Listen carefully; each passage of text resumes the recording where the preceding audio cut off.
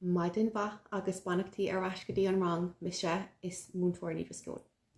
Good morning and welcome back to class. I'm Miss Woodriskill.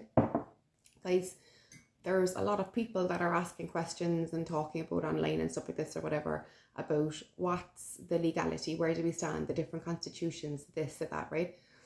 I mean, in reality, the country's been an absolute shit heap, with pointing out what's clear and what's this and what's real and sticking with one constitution because they all think that they can go in and change it and do this and do that and do the other.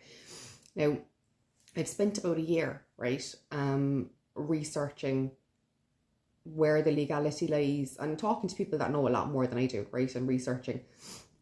And what I found is that there's very differing opinions, right, on whether the proclamation is the one that's legal, the 22, the 37. Let's get one thing straight from the start. I'm a Collins girl. The man is my hero and I idolise him, right? I don't like Dev. I think he's an absolute traitor and a rat. What I will say is that the 37 is the only one that is being used anywhere. It's the only one that's being brought into court. It's the only one that's gaining any sort of traction. Now, in reality, if you want to think about it, right, the proclamation had everything that we needed. You didn't need anything more after that. That stated everything, right? But, and I mean, realistically, right, your basic human rights are being ignored and trampled all over. For me, that's enough for an uprising. Look, if you need the legalities, you need them, right? Now, another thing that people are asking is, what if Conor does become president? What can he actually do? Because it's like a ceremonial role or whatever, and, the president doesn't really do anything and blah, blah, blah. Okay.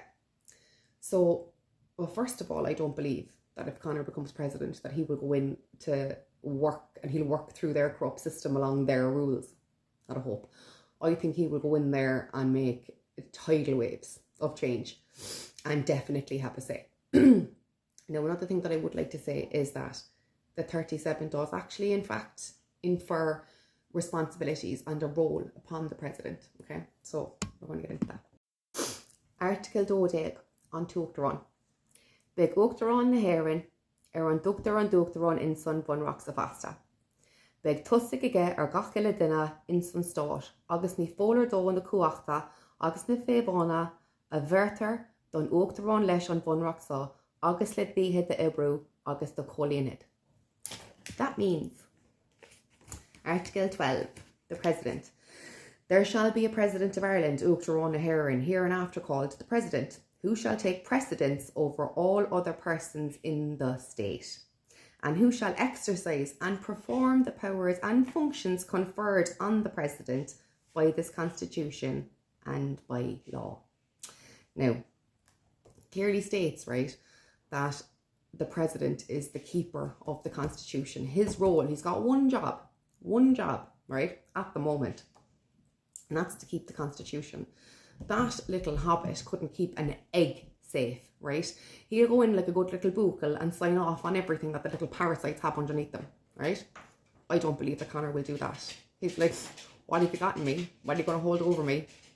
I've laid everything bare. You've already annihilated me for everything. Things I have done, things I haven't done. You know what I mean? Change is coming. And I am really excited about it.